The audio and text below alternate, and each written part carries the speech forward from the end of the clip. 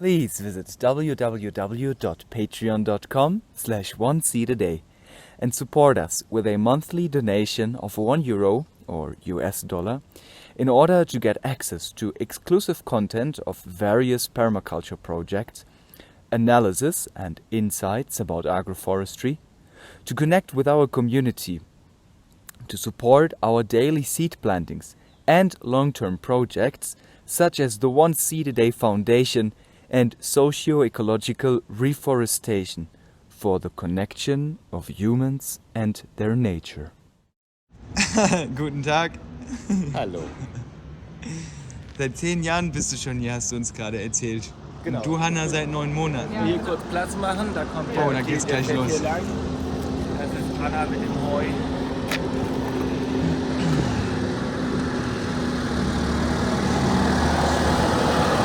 Ja, mit Anna kannst du auch gleich noch mitfahren. Die Anna hat auch noch viel zu sagen. Anna macht hier den Ackerbau und ist genau, und macht gerade kräftig Heu und kann auch noch viel zu sagen, was wir hier machen und warum sie hier ist und so. Ich glaube, wir sind ein ganz gutes Dreierteam, oder? Anna, die jetzt seit einem Jahr hier ist und eben auch sehr, sehr fest sich einbinden will. Ich, der schon eine Weile hier ist, bei den Tieren, und Hanna, die eben 9 Monate jetzt hier ist. Und hier sozusagen eine durchziehende Person eher ist. Das wissen wir noch. Das wissen wir noch nicht, natürlich, weil man weiß es Genau. nie. Aber sozusagen eher für die Durchziehenden sprechen kann. Die Auszubildenden, Landbauschüler, alle, die sich noch nicht ganz niedergelassen haben.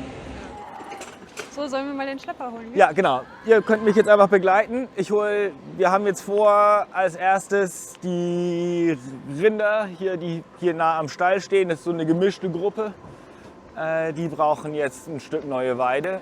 Und dafür müssen wir auch das Wasser einmal auffüllen und das Wasser einmal umparken. Wir holen jetzt erstmal einen Schlepper. Das Ganze hier ist auch schon für die Rinder, ne? Genau, das hier ist unsere Heuscheune.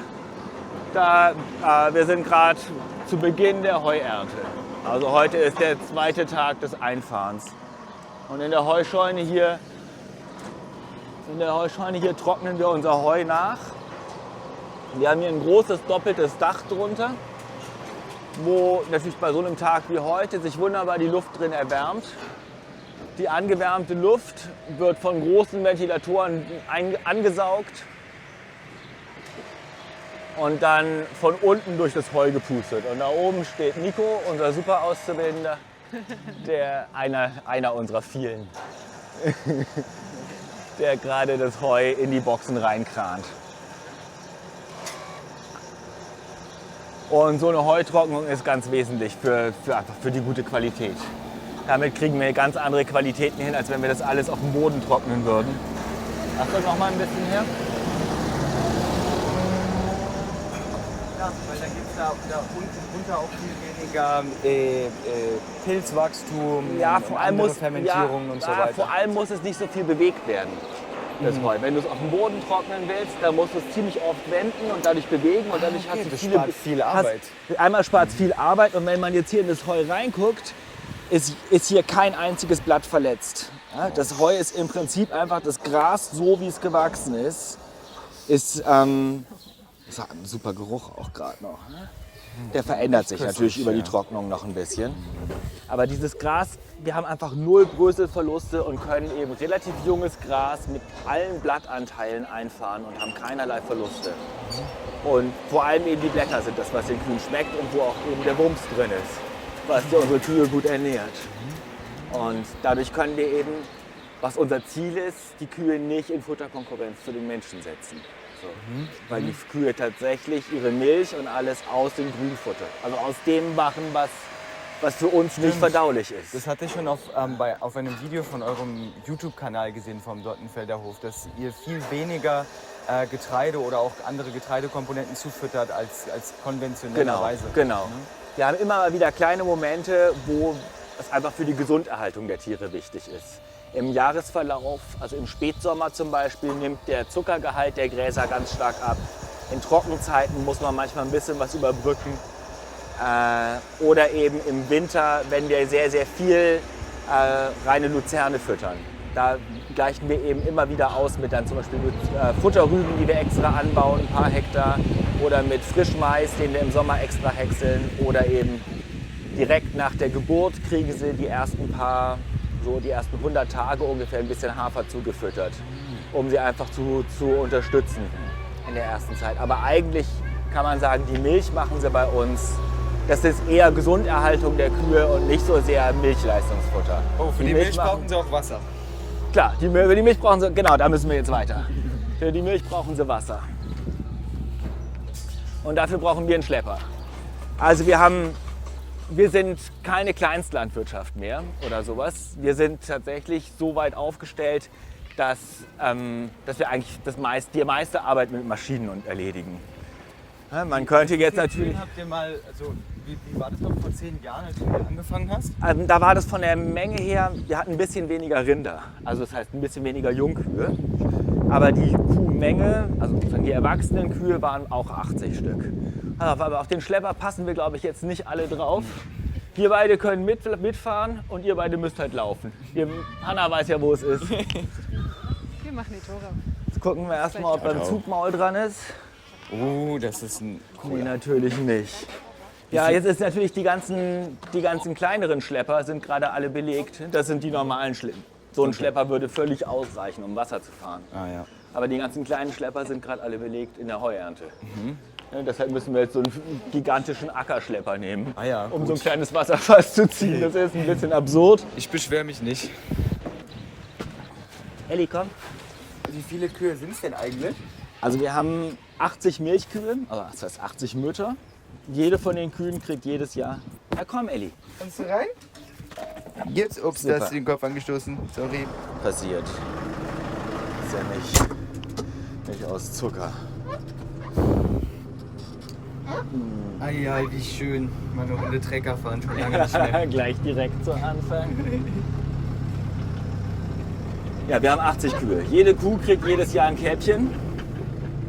Oh, da ist gerade besetzt. Das ist meine Frau Sarah. Die kümmert sich um die Schweine und macht da gerade den Molketank sauber.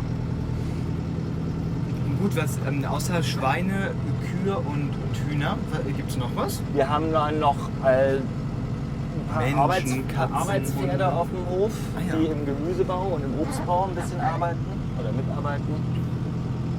Dann haben wir eben noch Hobbyhaltung, also Schafe, ein paar, die vor allem so Landschaftspflegesachen machen, an kleinen Flächen, wo es sich nicht lohnt, mit irgendwelchen Kühen hinzugehen oder sowas, halten die dann einfach die Flächen frei und betreiben eben Naturschutz und Landschaftspflege oder werden dann gezielt irgendwo hingestellt, um ein Brombeergebüsch zurückzufressen. Das könnte man natürlich auch einfach mit einem Freischneider wegmachen, wäre wahrscheinlich auch schneller als den Zaun zu bauen für die Schafe. Aber mit den Schafen ist es einfach netter. Wollte ich gerade sagen, ja. So, das ist Viel lieber Lebewesen als Maschinen. Ja, genau. Wobei man halt einfach immer gucken muss, ne? Wie kriegt man es jetzt gebacken. So, hier ist das Zugmaul, das baue ich einmal kurz hinten an. Vielleicht auch nicht dogmatisch sein. Genau, wenn man anfängt dogmatisch zu werden, dann funktioniert es meistens auch nicht mehr.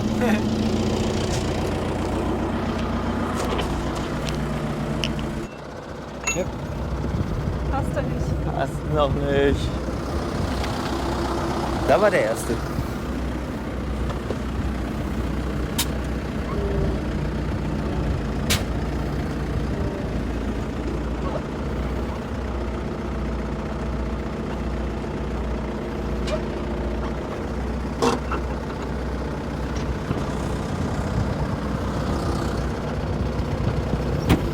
Jetzt aber, oder? Ja, das reicht. Mehr muss gar nicht. Der flupscht gleich rein, wenn wir losfahren.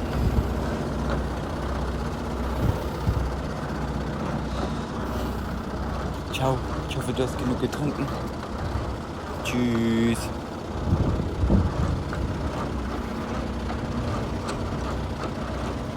Aber ich meine, eigentlich macht ihr ja auch fast sozusagen überall Agroforst, weil ihr habt halt wirklich am Rand von jeder Wiese quasi Bäume und kleine viele Waldeinheiten. Hecken. Es wurden hier auch in den letzten Jahren ganz viele Hecken gepflanzt, weil das eben doch eigentlich sehr großflächige Flächen sind. Und hier um den Hof rum jetzt eher nicht. Hier sind schon sehr viele Bäume auch. Aber wenn man dort über die Straße geht, sind noch einige Hektar von uns. Und da sind viele Hecken gepflanzt worden jetzt, dass das ein bisschen kleinstrukturierter wird. Und auch in die Richtung sind sehr viele große Flächen. Da gehen wir aber nachher auch einfach nochmal hin. Gerne. Die sind alle voll gefressen noch. Ne? Die haben jetzt hier super abgefressen, diese Fläche. Du siehst da vorne diesen Zaun, den Zwischenzaun, der sie eben daran hindert, die ganze Fläche zu nutzen, erstmal überall die Spitzen abzuknabbern, alles runterzutreten und sich dann an den Zaun zu stellen und sich zu beschweren, dass es nichts Leckeres mehr gibt. So haben wir sie jetzt, leite ich sie durch diese Weide. Hier sind sie jetzt seit einer knappen Woche ungefähr auf diesem Stück und haben das auch in 3 Portionen gekriegt. Die ist nach und nach größer geworden. Und jetzt die nächste Portion, da lohnt es sich jetzt, das Wasserfass auch umzustellen. Das ist jetzt nur noch drittel voll. Das füllen wir jetzt auf, stellen das dann da hinten hin und dann wird das hier auch wieder dicht gemacht, damit es hier dann nachwachsen kann. Ich bin gestern einmal noch rumgegangen, habe ein bisschen die Brennnesseln gesenzt. Die sind dann schön angewelkt und heute gefressen worden. Ach, die hast du denen dann hingeworfen? Bitte? Die Brennnesseln hast du denen dann hingeworfen, oder wie? Die alle bleiben einfach liegen. Okay. So, ne? Da sind so ein paar Brennnesselnester. Ah, und die hier auf essen der die Weide. erst, wenn du die vorher abgeschnitten hast. Genau, Klar, weil dann das sind piekst die ja angewelkt auch. und dann schmecken die richtig lecker. Ah. Dann stehen die da voll drauf. Klar, interessant. Ansonsten so- rühren die nicht an, wenn die frisch sind, oder wie? Erst im Spätsommer, dann brennen sie nicht mehr so Okay. doll. Also wenn die dann voll in Klar. Blüte sind, dann werden sie auch gern gefressen. Ah, ja. Aber jetzt noch nicht. Und dann würden die jetzt halt hier die Narbe dicht machen und das Graswachstum verhindern. Und dann hätten wir im nächsten Jahr einfach so ein Stück, wo kein Gras ist, sondern einfach so. nur Brennnesseln. Okay. drauf. Wenn man da immer ein bisschen hinterher ist und ein bisschen Handarbeit investiert, dann wird das sehr, sehr nett mit denen. Ja, wir haben hier noch Ja. 2 Kühe dabei, das sind die beiden von Hanna. Also das ist kein junges Rind mehr, sondern die ist schon 4. Ja. Und die wirkt hier so ein bisschen zivilisierend auch, glaube ich, auf diese junge Bande. Das sind die Jungen da vorne, Das die sind Jungen, Rasselbande. Genau, die Rasselbande. Die da sich alle in den Schatten gelegt haben und sich gegenseitig mit dem Schwanz und den Ohren die Fliegen verscheuchen. Wie, und wie heißt sie? Mel. Oder er, sorry natürlich. Also sie, Mel. Mel. Ja. Und wisst ihr alle Namen von denen da vorne auch auswendig? Nee, die haben noch keine Namen. Die Ah. heißen alle noch, die kriegen erst ihre Namen bei uns, wenn sie das erste Mal kalben selber. Bis Ah, okay. dahin heißen sie noch Kalb von Anedala oder Kalb von Anjuschka oder Kalb von. Okay. Also bis Genau. dahin haben sie noch die Namen von ihren Müttern. Aber Das die sind, Kühe, die haben alle Namen. Und das sind dann wie Die werden auch Patenschaften, benutzt. die ihr übernehmt sozusagen? Oder gehören die wirklich euch? Die Kühe? Ja. Nee, die gehören uns. Die sind hier geboren, die werden Ja. hier sterben, die verbringen ihr Leben hier. Aber die sind vom Dottenfelder Hof? Oder? Okay, vom genau. Hof. Ja, genau. ja. Die gehören dem Hof und ich bin dafür zuständig, mit meinen Kollegen zusammen mich um die Kühe zu kümmern. Beziehungsweise, aber die beiden sind eben eine große Ausnahme. Die beiden sind tatsächlich Hannas Kühe. Hanna ist mit denen hier eingezogen und solange Hanna hier wohnt, dürfen die Kühe auch hier wohnen. Okay. genau, so ähnlich wie die Pferde da vorne. super. Das Genau. ist bei denen auch so. Ähnlich, okay. Jetzt wird Wasser So, ja, aufgefüllt. genau. Jetzt fahren wir da noch mal raus. Ich mach dir den Zaun. Dankeschön, Hanna. Füllen das Wasserfass auf und in der Zwischenzeit können wir uns um die Zäune kümmern.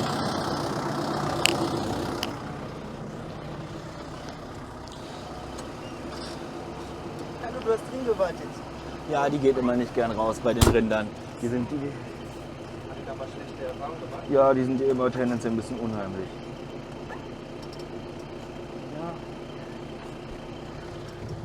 Jetzt schwuppt der nicht so rein, wie ich mir das wünschen würde.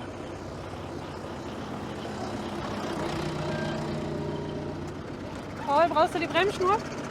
Ja, aber die ist schon hier oben. Jetzt ist er da. Die ist schon hier. Ja, genau, Heuernte. Ne? Da ist immer Chaos auf dem Hof, weil alles muss immer schneller gehen, als es wirklich geht. Deshalb war jetzt da gerade auch nicht das richtige Zugmaul dran, das zu den Schlepper gehört. Ja, deshalb funktioniert das alles immer nur so ein bisschen. Und das ist einfach Improvisation, die dann ein bisschen nötig ist. Genau, also hier ist die Gemüsehalle, Waschhalle. Und was hier in der Kiste ist, sind jetzt Möhren, die aussortiert wurden, weil sie für die Kunden im Laden nicht mehr schön genug sind, weil sie zum Beispiel aufgeplatzt sind oder nicht schön genug geformt sind und die werden halt an unsere Tiere verfüttert. ist insofern wertvoll, weil die wertvolle Inhaltsstoffe für unsere Tiere haben. Zum Beispiel Carotin ist total wichtig, auch für Kühe. Und alles, was unsere Tiere fressen, landet natürlich auch in unserem Mist und wieder auf unseren Flächen. Genau. Genau. Wir versuchen eben unsere Maschinen so lange wie möglich zu erhalten, arbeiten viel mit alten kleinen Maschinen, weil die einfach auch leichter sind als die modernen Gigantoschlepper. Und reichen eigentlich immer aus. Das ist Tommy, unser Werkstattmeister. Der repariert alles, was wir kaputt fahren. Ja. So. So eine Werkstatt ist natürlich für jeden Betrieb einfach, genau, gerade wenn du so vielfältig bist. Wir haben so viele Schlepper hier, die für unterschiedliche Aufgaben übernehmen. Wenn man halt eine vielfältige Fruchtfolge, vielfältige Anbauformen hat, dann braucht man...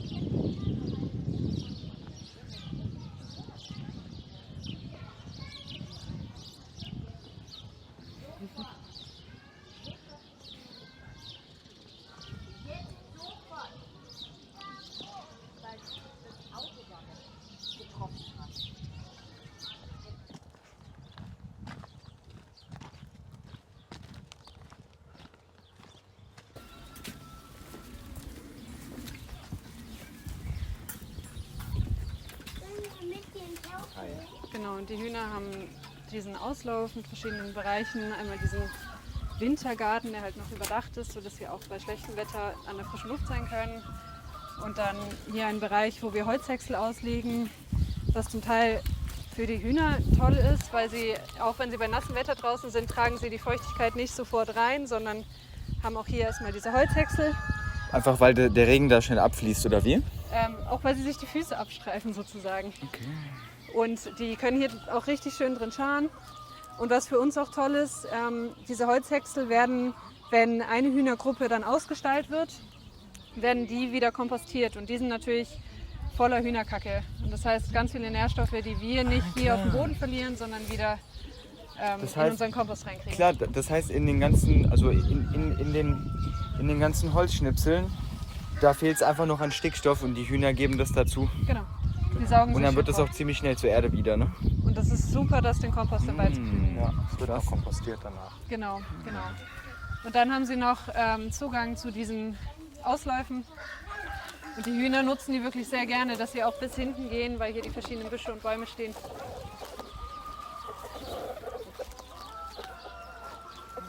Uff. Wunderbar.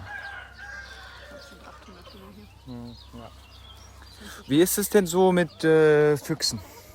Oder mit anderen Tieren, die gerne Hühner essen? Das ist vor allem das Problem. Ja. Aha. Und das kommt schon auch hin und wieder vor, dass ein Habicht dann auch einen Huhn schnappt. Aha. So wie viele gehen da so drauf pro Woche oder pro Monat?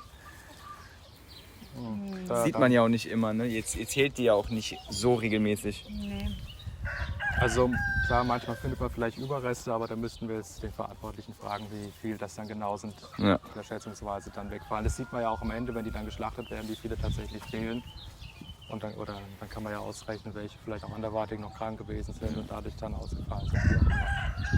Aber ich glaube, ich habe das hier vielleicht 2-3 Mal mitbekommen, dass tatsächlich Hühner getötet wurden. Ja, Irgendwo aber gehört es dann ja auch, ja. Das ist, glaube ich, auch so ein bisschen phasenabhängig. Also wenn halt ein Habicht einmal rausgefunden hat, dass hier was zu holen gibt, Und wenn dann die merkt er Junge sich das haben, auch. Dann ist Ja, es okay. und also es gab auch Zeiten, da gab es dann hier immer so Habichtwache, wo dann halt jemand hier irgendwie länger immer sitzen muss und gucken muss, ob der Habicht kommt und den dann verscheuchen. Das machen dann Praktikanten nicht, ja? Genau. So wie du damals als Praktikanten, Schülerpraktikant. Ja, genau. Ich meine, ganz schön ist es, wenn so die Sonne scheint bei so einem Wetter. Oh ja.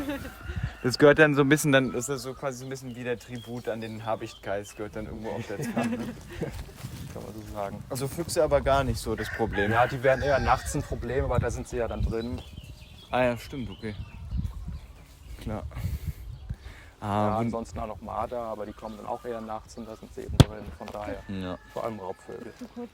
Genau, was man hier sehen kann, sind die 2 Folientunnel, die wir haben. Da sind im Winter vor allen Dingen Salate drin und im Sommer halt Tomaten, Gurken, Paprika, ein paar Kräuter. Es geht auch alles an den Laden und der Laden könnte auch noch viel mehr davon verkaufen. Also das ist Verkauft ihr eigentlich auch noch an andere Supermärkte oder Läden draußen? sehr selten. Manchmal. Wenn es Überschuss gibt, weil es ist ja doch so, dass es oft Spitzen gibt, wann geerntet werden kann und dann kann der Laden nicht unbedingt immer alles nehmen, dann würde das weitervermarktet werden. Vor allem, wenn ihr so große Chargen habt, ne? Ja, je nachdem, ob es halt Kartoffeln und gelagert werden sowas kann. betraf Oder, das dann vor allem, oder? naja, Kartoffeln werden ja auch hier viel gelagert und dann selbst Stück für Stück aufbereitet und in den Laden Ach, geliefert. das Salat war das. Genau, glaub ich, Salat war das mal, wo dann eine Erntespitze war, wo es einfach zu viel war, als der Laden das frisch verwenden konnte. Da ging das zum Beispiel mal hier an eine Solawi in der Nähe, glaube ich. Manchmal geht es dann auch in den Großhandel. Aber es ist eigentlich schon das Ziel, dass möglichst viel über unseren Hofladen vermarktet wird. Genau. Und hier vor uns ist das Blumenfeld. Das ist jetzt ja noch früh in der Saison. Als wir hier angekommen sind, letzten September, war das ein Meer aus Blumen. Und es war einfach unglaublich schön. Super viele verschiedene Blumenarten, verschiedene Farben. Genau. Ja, es werden einige Kulturen werden schon auch bewässert, natürlich je nach Witterung. Ja. Aber es gibt hier auch noch einen sogenannten Feldgarten, wo auch viel Gemüse noch angebaut wird. Der wird auch viel bewässert so. Der ist gegenüber vom Laden, neben dem Fahrradweg. Denn bei uns wird Gemüse zum Teil im kleineren Stil direkt da gegenüber vom Laden angebaut und halt einige Früchte auch im großen Stil auf dem Acker. Da gehen wir auch gleich noch mal kurz hin und schauen uns da an, wie der Boden vorbereitet wird. Für, ich weiß gar nicht, was da hinkommt. Wo genau? Da Pfaffenwald 2. Ach so. Das wird Anna uns sagen können. Ja. Genau, und hier auf dieser Seite ist ein Roggenfeld von uns. Bis da vorne.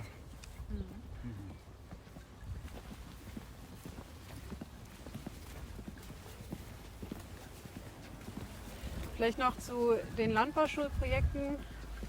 Wir sollen uns jeder Landbauschüler oder jede Landbauschülerin soll sich ein Projekt wählen, wo wir uns mehr engagieren und im Endeffekt auch eine Arbeit drüber schreiben. Und das können theoretische Projekte sein, zum Beispiel befasse ich mich gerade mit der Bruderkalbhaltung oder Geschwisterkalbhaltung. Das ist ein Thema, das jetzt im Biobereich auch ziemlich aktuell wird, weil es leider doch noch viel so ist, dass vor allem die männlichen Kälber, die geboren werden, an die konventionellen Mast verkauft werden. Und ich beschäftige mich einfach damit, was für Möglichkeiten es gibt, dass sich das ändern kann, dass Betriebe diese Tiere selber behalten können. Aber es gibt auch Möglichkeiten, praktische Projekte umzusetzen. Wie ich zum Beispiel, ja. Also ich baue einen mobilen Schafspferch, der dann in der Obstplantage bewegt wird, um mit den Schafen das Grünland dort zu nutzen, was bisher nur gemulcht wird. Einen mobilen was? Schafspferch, also quasi Schafspferch. Ein mobiler... ein Käfig Aha. ohne Boden mit Rädern. Ja. So eine So. mobile Weide. Ja, bei den Hühnern sagen wir doch dann immer Hühnertraktor, ne? Genau, man könnte jetzt Schaftraktor Hühnermobil sagen. meinst Ja. du? Schafmobil. Nur mobil impliziert oft ein bisschen, dass es ein Stall ist, aber Genau. das ist in dem Fall nicht so. Also du entwirfst den ganzen Plan, du designst es und dann baust du den und probierst den dann, aus. Dann schweiße ich den letztlich noch aus Metall, ja, aus Stahl. Cool. Genau, das ist halt auch eine Überlegung jetzt ein Projekt, wie man da auch noch mehr Agroforst irgendwie hinkriegt in dieser Obstanlage, eben dann halt die Grünlandnutzung und die Obstbäume kombinieren zu können. Dann gibt es auch noch andere Projekte, zum Beispiel Kompostierung ist der Schwerpunkt von einer Person oder einer von unseren Mitschülern beschäftigt sich mit Pflanzengesellschaften und wird hier auch noch weitere kleine Ökosysteme integrieren. Ja. Ja. Und da kann man wirklich selber schauen, was einem wichtig ist, wo man den Schwerpunkt hinlegen möchte und kann sich ein Jahr lang damit beschäftigen und sich auch hier überall Hilfe holen auf dem Hof, weil es natürlich ganz viele Menschen gibt, die ganz viel Know-how mitbringen. Das ist schon toll. Ja. Hier mal eine kurze Frage. Habt ihr diese ganzen Kamillen hier dazu gepflanzt oder kommen die da von alleine raus? Die wachsen wild. Ja, sehr gut. Klasse. Ist, Das ist die Folge biologischen einer Acker, nicht chemischen Beikrautregulierung. Genau. Ja, an dem Rand sowieso keine Beikrautregulierung. Nee, Nee, es ne? gibt auch Leute, die spritzen die Ränder. Aber bei uns Hier. wird ja nicht gespritzt. Und das hier, Weizen. ich wollte gerade fragen, ne? Das ist wie Weizengras. Man jetzt auch entsaften. Aber, und wie ist es so mit Nüssen bei euch? Macht ihr nur Obst oder gibt es auch Nüsse dann dazwischen? Also es gibt auch Haselnussbäume, aber das ist jetzt momentan eher noch so eine Randsache. Da wird jetzt momentan noch kein großes Geld mit verdient. Vielleicht, weil wir gerade hier sind, das sind Parzellen von den Züchtern, von den Getreidezüchtern. Das ist jetzt ein Gerstensortenversuch. Ja, ich glaube sogar, das war nur ein Düngungsversuch, hatte Martin Nee, gesagt. das ist ein Sortenversuch. Wir waren neulich mit den Züchtern nochmal hier. Ah, okay, hatte sich geirrt. Tja.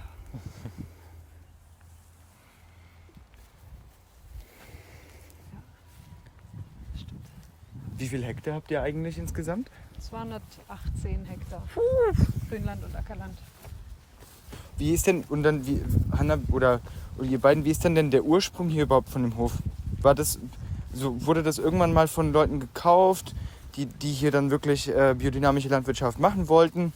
Wer war das? Oder kommt das wirklich von den Leuten, von Generationen, wo man das gar nicht mehr zurückverfolgen kann? Nee, oder? nee, das nicht. Also das wurde in den 40ern und 50ern, glaube ich, angefangen. Dann gab es eine kurze Periode, wo es, glaube ich, konventionell bewirtschaftet wurde und dann wurde es später von einigen Gründerfamilien, wo jetzt auch noch einige Ältere am Leben sind, die hier auf dem Hof auch noch wohnen, dann gegründet, so sage ich mal, im weitesten Sinne in der heutigen Form. Natürlich hat sich seitdem ganz viel verändert. Ursprünglich war das hier mal ein Kloster. Das ist ein sehr, sehr alter Hof. Ja. Deshalb wird, Das war die Landwirtschaft eines Klosters. Genau, oder ich glaube sogar irgendwie nicht direkt ein Kloster, aber so eine Außenstelle quasi vom Kloster. Ja, der Hof wird hier auch immer noch landläufig Pfaffenhof deshalb genannt bis heute, auch wenn es hier schon lange keine Mönche mehr gibt. Pfaffen. Pfaffen ist so ein umgangssprachlicher Begriff für Pfarrer oder Mönche oder so kirchliche Leute.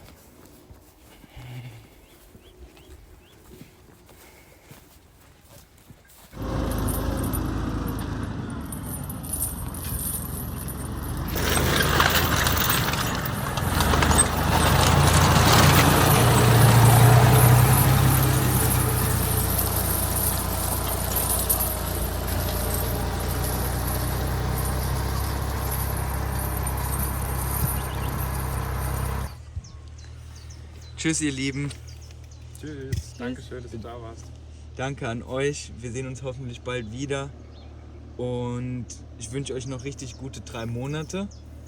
Und dann natürlich auch eine gute Zeit danach, so wo dann eure Wege hinführen, wo ihr hinfließt, wo ihr hinwachst. Und ich hoffe, da werdet ihr euch dann wohlfühlen und euch einfach am richtigen Ort fühlen. Mit Sicherheit. Ja. Wollt ihr zum Schluss noch irgendwas sagen? Ja, ich hoffe, dass du noch weitere gute Filme drehst. Gerne. Und ich kann noch sagen, dass das hier auf jeden Fall ein Ort ist, wo ich einfach nur empfehlen kann, herzukommen. Ja. Und dass ich auch Oh ja. für mich persönlich sagen kann, das ist eine super Entscheidung war, hier die Landbauschule zu machen. Kommt den Dottenfelder Hof besuchen, ja, macht mit bei dem ganzen Jahr, bei dem Programm oder selbst wenn ihr nur auf einen Kaffee vorbeikommt oder im Hofladen was mitnehmt und mal Hallo sagt. Ich fühle mich jetzt auf jeden Fall ausgeruhter und energetischer als vorher. Genau. An euch, an der Sonne, an der guten Luft, an den vielen verschiedenen Lebewesen, die hier zusammen harmonieren. Ciao, ciao. Möchtest du denn noch als abschließende Worte sagen? Macht, was euch Freude macht. Der Rest funktioniert nicht. Oder? Vielen Dank, Paul. Gerne. Gerne. Das hat mir große Freude gemacht. Gute Frage. Ja. Ich bin gespannt. Que el mango está de vuelta, saquen pronto su receta. Mango maduro, mango pinto. Please visit www.patreon.com/oneseed-a-day and support us with a monthly donation of €1 or $, in order to get access to exclusive content of various permaculture projects, analysis and insights about agroforestry, to connect with our community, to support our daily seed plantings and long-term projects such as the One Seed a Day Foundation and socio-ecological reforestation for the connection of humans and their nature.